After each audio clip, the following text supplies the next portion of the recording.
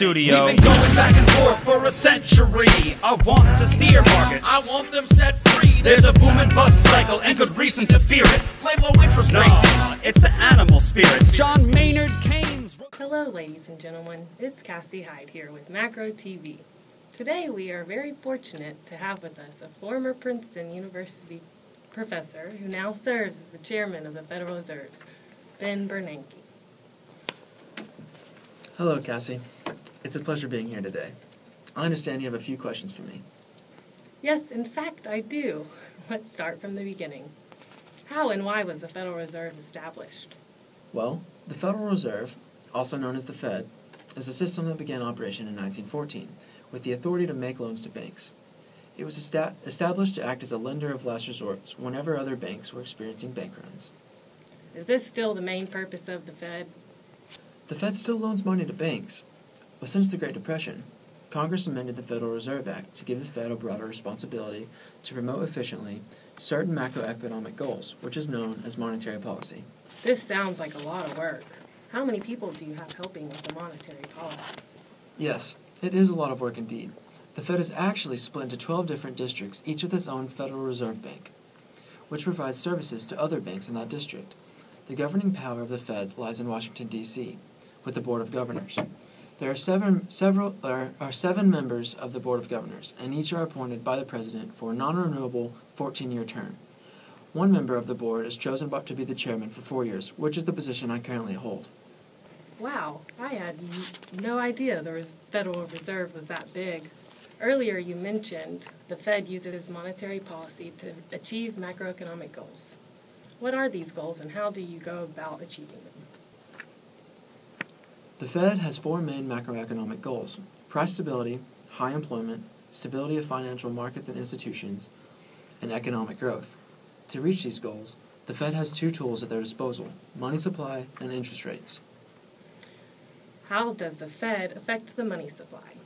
The Fed does this by buying and selling Treasury bonds. When selling Treasury bonds, consumers purchase them, taking the money out of the economy, therefore decreasing money supply.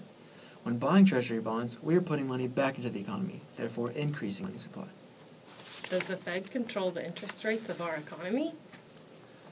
There is an indirect relationship between the interest rates of commercial banks and what is known as the federal funds rate. This rate is the interest rate the Fed charges banks for direct loans, which is usually at a discounted rate to encourage banks to loan out more of their own money. By decreasing or increasing the federal funds rate, we can affect how much money banks loan out to people. That's very interesting and something I wasn't clear on before. It seems as though monetary policy has a lot to do with the economy. So what exactly does the president and government do then?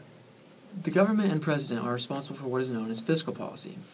Where monetary policy controls the money supply and interest rate, fiscal policy involves government spending and tax rates.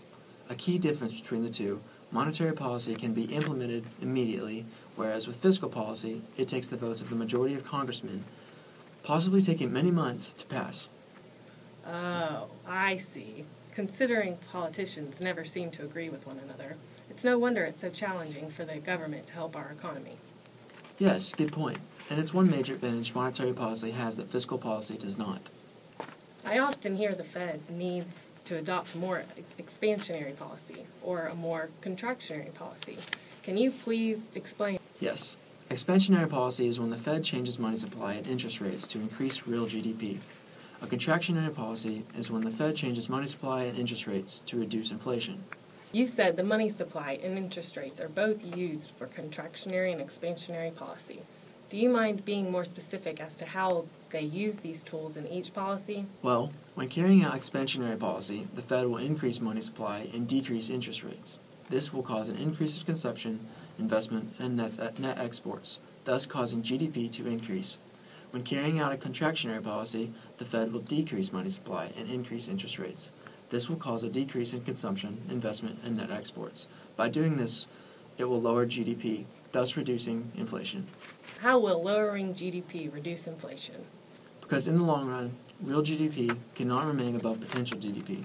When real GDP stays above potential GDP, it causes inflation. Therefore, lowering it will reduce inflation. I never knew that before. Interesting. Well, I hate to say it, but we are running out of time here. But before you go, one more question. Can the Fed eliminate recessions? In words, it might sound as though we can, but in fact, it is very difficult for the Fed to achieve, as you might have seen by witnessing the length and severity of 2007 to 2009 recession. The best we can usually do is keep the recession as mild and as short as possible. The main concern is that if we are to be successful in offsetting the effects of the business cycle, we have to quickly recognize the need for change in monetary policy, because if we are late in implementing a policy and a recession has already started or inflation has started rising, there is little we can do to fix it.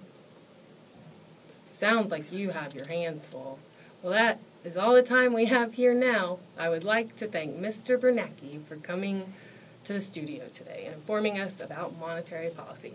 See you next time on Macro TV.